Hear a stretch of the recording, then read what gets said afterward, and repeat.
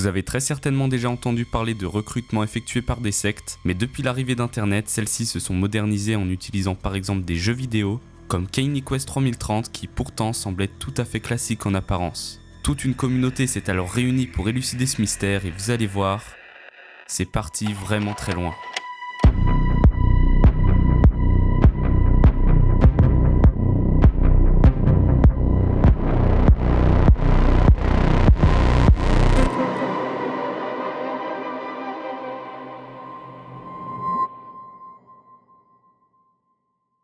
Mais avant d'aller plus loin, laissez-moi vous présenter le partenaire d'aujourd'hui, NordVPN. Mais je vous vois venir, vous allez me dire, à quoi sert un VPN ? Eh bien ça peut vous être utile pour vous protéger en ligne et assurer votre confidentialité. Changement de votre adresse IP, chiffrement de vos données en ligne, blocage des virus et des sites dangereux, etc. Et comme vous pouvez changer votre IP, vous pouvez même choisir votre emplacement et ainsi accéder à tous les contenus sur le web et plus de contenus sur les plateformes de streaming. Perso, j'utilise ce VPN pour certaines recherches lors de mes vidéos. Voilà, il se trouve que certains sites sont inaccessibles en France, donc hop, je me localise aux États-Unis et le tour est joué. Mais aujourd'hui, NordVPN c'est bien plus que ça, ils ont étendu leur capacité au-delà d'un VPN classique. Vous pouvez y ajouter un gestionnaire de mots de passe avec le NordPass et un service de stockage sur le cloud sécurisé NordLocker. Sans oublier les réductions en ligne pour les voyages ou bien certains services bien moins chers à l'étranger comme le NBA League Pass à 23€ par an en Turquie contre 149€ en France. Avec le lien qui s'affiche à l'écran, vous bénéficiez de 1 mois gratuit et le service est garanti satisfait ou remboursé pendant 30 jours. Alors pourquoi s'en priver? Et encore merci à eux de m'aider sur cette vidéo et d'ailleurs si vous êtes nouveau n'hésitez pas à vous abonner. Voilà, je fais pas mal de vidéos plus ou moins longues traitant des mystères d'internet ou des mystères tout court d'ailleurs. Donc si vous aimez bien regarder des vidéos en mangeant ou avant d'aller vous coucher, et ben vous êtes tombé sur la bonne chaîne. Sur ce, on est parti.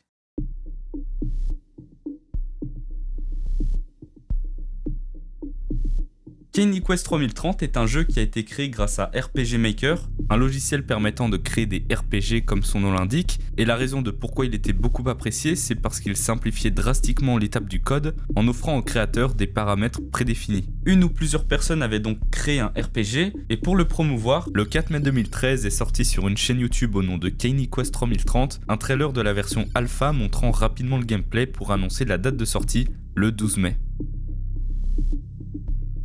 Le jeu est alors publié sur les différentes plateformes de l'époque par un certain Phoenix. Et les joueurs y découvrent un scénario complètement chelou, en vrai il n'y a pas d'autre mot. Le synopsis c'est Kanye West qui se lève un matin, qui met sa Kanye Vest et qui se dit « Oh, et si j'allais jeter mes poubelles ?» Et paf, il trébuche et traverse un portail temporel, et nous voilà arrivés 1020 ans plus tard, en l'an 3030.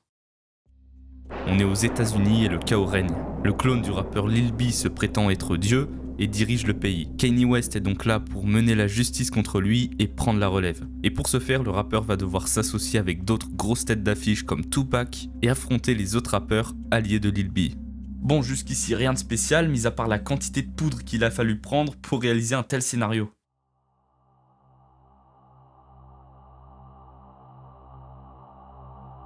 Deux ans.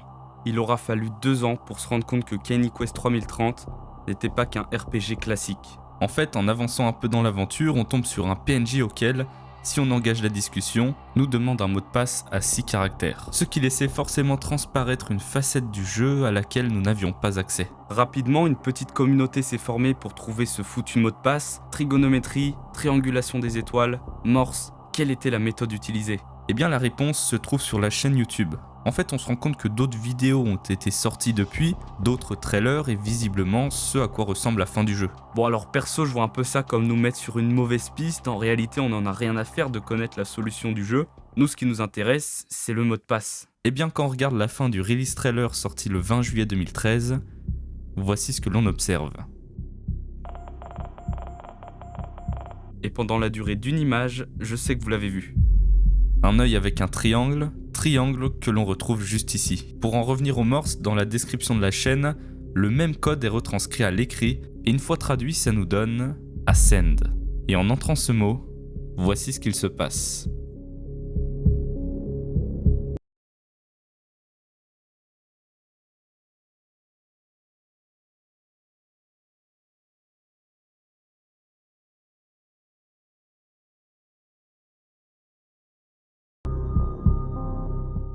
Toutes nos félicitations. Vous avez prouvé que vous étiez un esprit ouvert et curieux. Nous devons nous excuser pour vous avoir trompé, mais nous ne pouvions révéler que le jeu auquel vous jouiez jusqu'à maintenant était une façade construite pour protéger ce que vous êtes actuellement en train d'accéder. Nous nous devons de vous demander de ne pas révéler cette zone au grand public. Si vous croyez que vous pourriez être susceptible de divulguer des informations ou ne souhaitant pas participer, veuillez fermer ce programme immédiatement en appuyant sur Alt F4 ou en sélectionnant l'option Non. En sélectionnant l'option Oui, vous acceptez de participer et de ne révéler aucune information. Voulez-vous participer ? Ce qui suit est un exercice de réflexion conçu pour vous apprendre quelque chose de bénéfique. En réalisant cet exercice, vous serez, espérons-le, affecté d'une manière positive. En raison de la nature de l'exercice, ce quelque chose ne peut pas être révélé immédiatement. Cet exercice peut, ou non, être limité à ce logiciel. Il est important de rappeler que le but de cet exercice est de vous être bénéfique. Vous ne serez pas chronométré, nous ne pouvons plus fournir d'informations, mis à part vous souhaiter bonne chance. Vous pouvez commencer maintenant. Bienvenue dans votre ascension. Cela ressemble donc, à première vue en tout cas, à un espèce de recrutement basé sur l'intelligence des joueurs, mais dans quel but ? Eh bien ça on ne le sait pas encore. Une fois passé dans la zone alternative du jeu, nous nous retrouvons dans un endroit constitué de couloirs horizontaux entrecoupés par un couloir central. D'autres bornes sont présentes et tout comme le PNJ, d'autres mots de passe sont requis. Mais si on longe le couloir en direction du sud, cela nous emmène vers une autre pièce qui, si on en fait le tour, dévoile un QR code. En faisant diverses captures d'écran et en reconstituant le QR code au complet, on peut désormais le flasher. Mais malheureusement le site n'est plus accessible, il ne nous reste donc visiblement plus qu'à trouver les divers mots de passe requis dans les bornes. Sauf que contrairement au PNJ où il n'y en avait qu'un, il y a désormais 32 mots de passe à trouver. Déjà qu'ils avaient galéré pour en trouver un, alors 32, c'est pas demain la veille qu'ils allaient élucider le mystère. Alors des petits malins sont allés farfouiller dans les fichiers du jeu et y ont retrouvé des mots qui n'étaient du genre vraiment pas anodins, Jagatai, Petuns et Ayen. Voulant connaître la signification de ces mots, les cyberenquêteurs les ont entrés sur Google et là, ils tombent sur un forum mentionnant ces mêmes mots.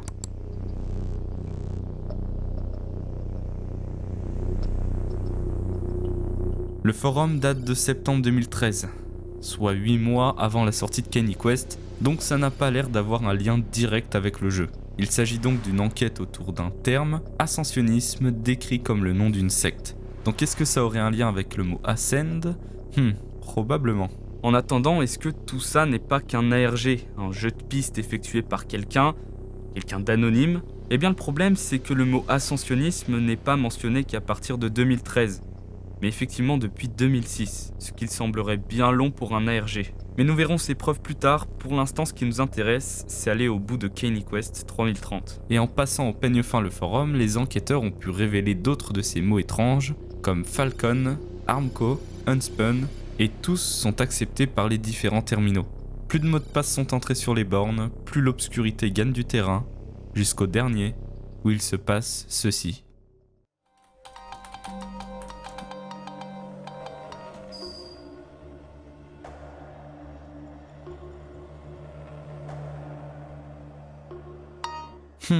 Un dernier mot de passe. Entrons-le ?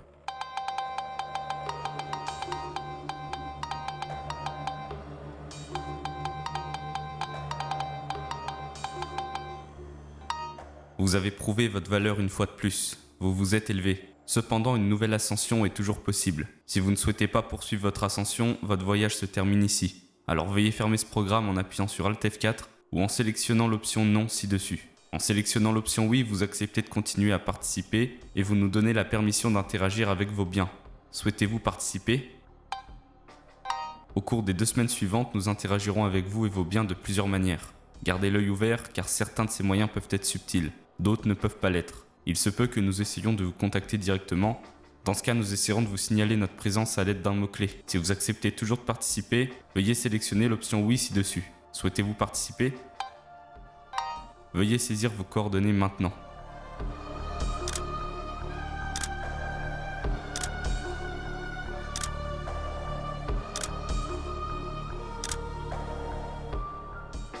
Ok, donc ça demande notre nom, le numéro de notre rue, notre maison. Ah mais sérieusement, il y a vraiment des gens qui ont donné leurs informations à des parfaits inconnus. Ah non, je fais pas ça, moi je prends pas le risque de me faire dépouiller à 3h du mat. Mais bon, je ne représente pas tout le monde et évidemment il y a des personnes qui l'ont fait. Et ensuite un message apparaît nous demandant d'attendre 2 semaines en attendant d'avoir les prochaines instructions. En attendant les 2 semaines, penchons-nous sur ce qu'est l'ascensionnisme.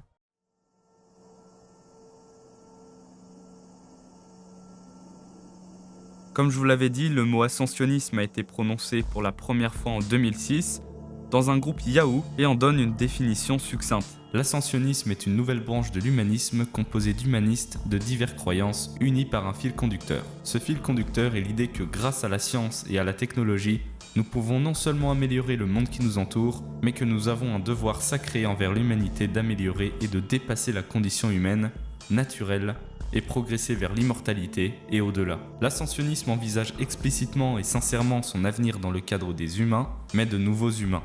Bientôt, grâce à la science et à la technologie, il sera en notre pouvoir de surmonter nos limites darwiniennes, de nous libérer et de nous élever vers un état semblable à celui de Dieu. Il y a beaucoup à gagner en créant une religion basée sur les croyances du transhumanisme. Pensez au potentiel. Une religion basée sur l'empirisme, la philosophie et l'optimisme rationnel, où l'on canonise des gens comme Platon, Darwin et Einstein. Une religion qui transmettait réellement des vérités utiles aux fidèles, qui avait des conséquences dans l'ici et maintenant, et non dans un au-delà illusoire. Bon, je pense qu'on va pas tous être d'accord sur ce qui vient d'être dit, mais bref, si on en croit leurs paroles, l'ascensionnisme serait un groupe de personnes ayant pour vision du futur le transhumanisme, c'est-à-dire décupler les capacités humaines à tel point que l'on pourrait se comparer à Dieu. Mais quand on pousse les recherches, on peut tomber sur un vieux site bien moche définissant l'ascensionnisme comme étant une religion New Age. Mais qu'est-ce que le New Age ? Eh bien, c'est un courant spirituel occidental des 20e et 21e siècles, caractérisé par une approche individuelle et éclectique de la spiritualité.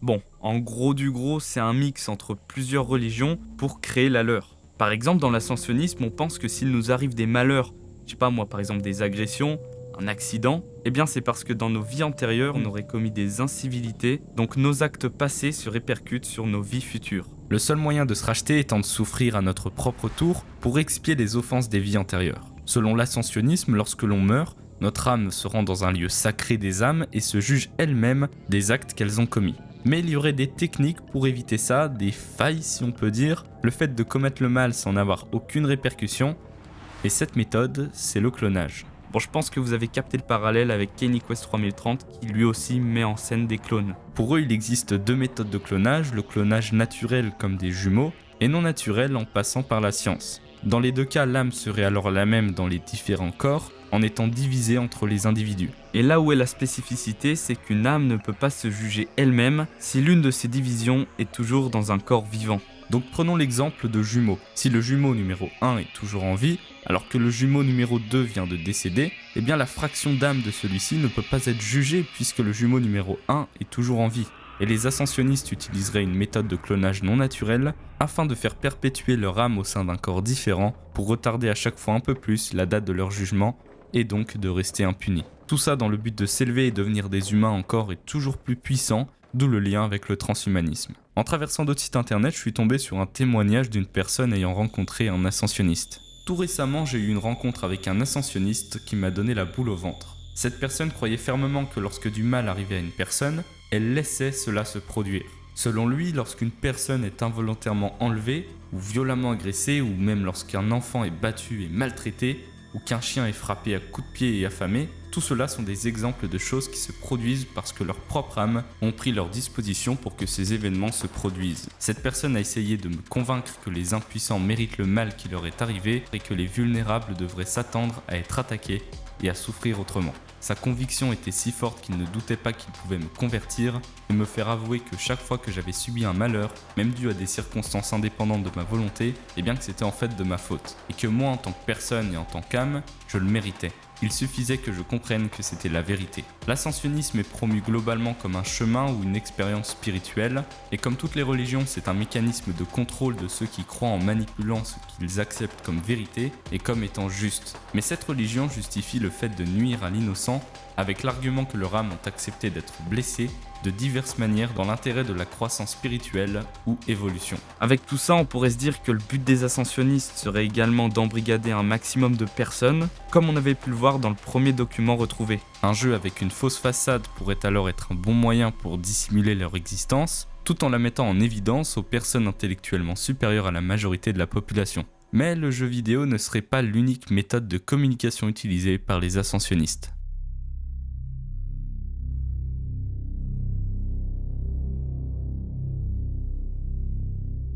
En poursuivant l'enquête sur le forum, les utilisateurs se sont rendus compte que le groupe ascensionniste possède une chaîne YouTube nommée Ascensionism Records. Et sur celle-ci, on peut y retrouver diverses créations musicales pour le moins spéciales.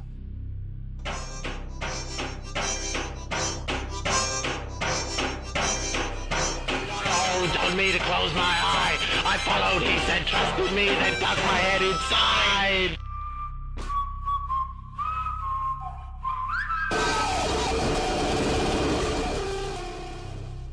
Et on se rend compte que toutes les musiques sont créées par une seule et même personne, un certain Nick Lyons. Puis on peut voir dans les liens joints à la chaîne un site internet, une page Facebook, une page Twitter et un Bandcamp.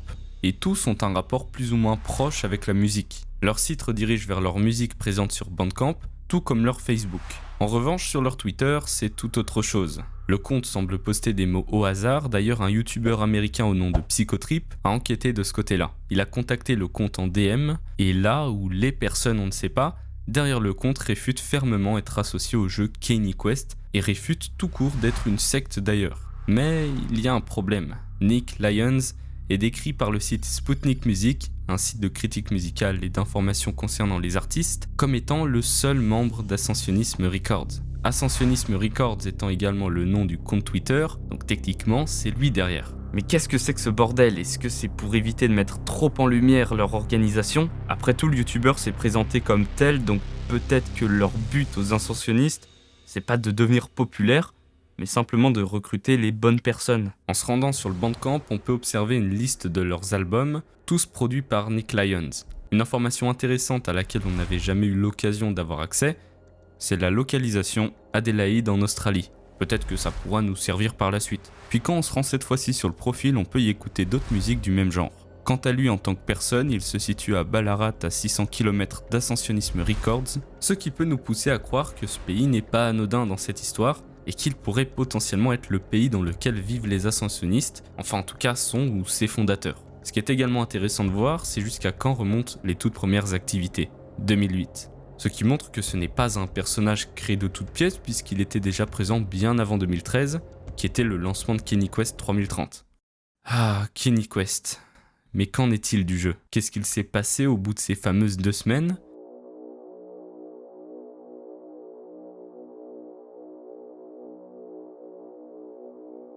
Rien.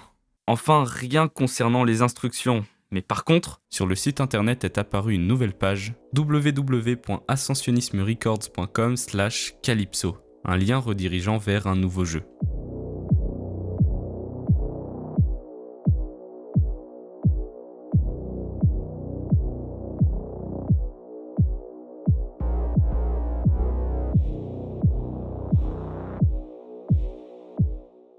Nous sommes lâchés sur une île semblant désertique de forme carrée, à l'intérieur de laquelle se trouve un labyrinthe séparé lui-même en plusieurs environnements comme du bois, de la pierre, du métal, etc. Nous incarnons un personnage féminin ascensionniste qui essaye de comprendre ce qu'il voit autour de lui, tout en gagnant de l'argent lorsqu'il réalise des tâches simples. Tâches annoncées par un haut-parleur tout en haut de l'écran. Il semble n'y avoir aucun indice supplémentaire concernant l'ascensionnisme, juste un enregistrement étrange retrouvé lorsque l'on interagit avec le téléphone. This is absurdus. You know I'm still in this. Send me a message. Either by email. Send. Hi, this is Reginald. Please call me back at... Thank you. Bye. Snowless Bravo, White Storm. Snowless Charlie, White Storm.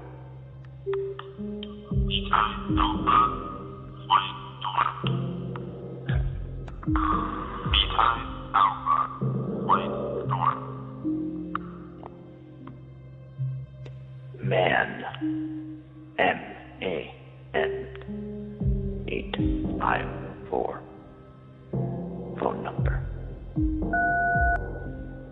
Time for contact. Selon ce qui s'est dit sur internet, les messages audio auraient été envoyés sur la hotline des ascensionnistes de la part de personnes souhaitant les intégrer. D'ailleurs, par la suite, pas mal de gens ont commencé à contacter le compte Twitter en question pour réaliser des rituels quotidiens dans le but soit de les troller, soit de les rejoindre réellement, ou en tout cas d'en avoir la volonté. Puis quelques temps plus tard, que ce soit les jeux, la chaîne YouTube, le compte Twitter, le compte Facebook, le compte Bandcamp, tout a été supprimé. Sauf le Bandcamp de Nick Lyons. Comme si le fait que beaucoup de monde se soit intéressé à cette secte aurait apeuré ses membres au point de disparaître d'internet, ou alors ils avaient obtenu tous les membres qu'ils souhaitaient. À partir de maintenant, le mystère retombe peu à peu dans l'oubli, jusqu'au 25 octobre 2022.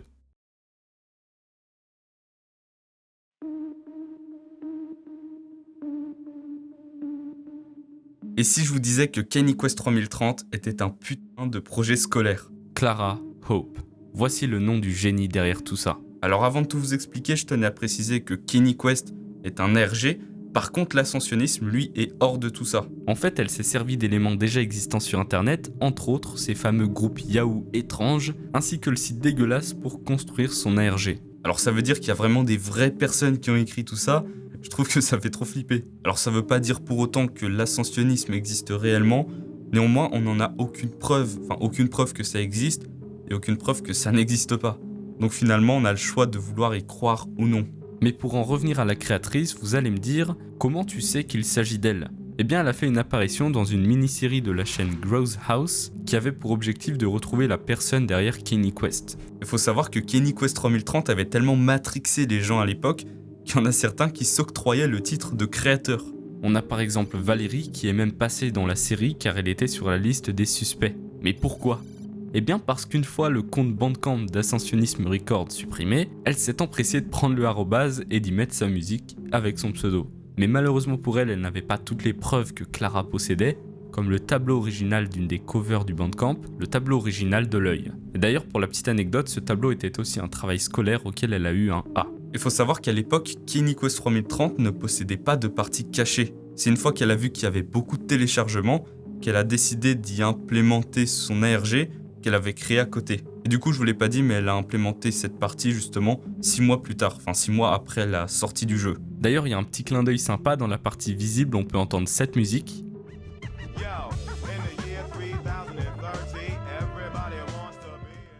Eh bien, elle a en fait été créée par un groupe de hip-hop américain au nom de Deltron 3030, en référence à Kenny Quest 3030. Mais après tout, on peut être en droit de se demander pourquoi elle a créé un ARG autour d'une secte? Quelles ont été ses motivations? Selon elle, elle a des proches qui s'étaient fait embrigader par des sectes similaires à l'ascensionnisme dans ses idées, ce qui l'a évidemment impacté, donc pour elle, ce n'était qu'un moyen de faire de la prévention autour de ce phénomène, dont on en entend peu parler autour de nous, mais qui est pourtant bel et bien réel. Quant au jeu Calypso, elle m'a expliqué que c'était principalement pour une raison psychologique. En fait, en avançant dans le jeu, on nous pose des questions auxquelles nous devons répondre, et en réalité, ces questions-là, elle se les posait aussi, et espérait tout simplement attendre des réponses provenant d'autres personnes pour l'aider dans sa quête vers sa vérité. Elle a décidé aujourd'hui de sortir de son silence, ce qui est quand même rare dans le monde des ARG, souvent c'est sans fin, et pour une fois je trouve ça cool. Alors bien sûr ça enlève un peu cette partie de mythe, mais je trouve ça sympa quand même de temps en temps de pouvoir avoir une fin, comprendre les motivations du créateur, je trouve ça assez intéressant. D'ailleurs, si on se rend sur son site, on apprend très vite qu'elle a fait de la musique son métier, et on voit qu'elle fait même des concerts à Adélaïde, tout comme la localisation d'un certain Nick Lyons.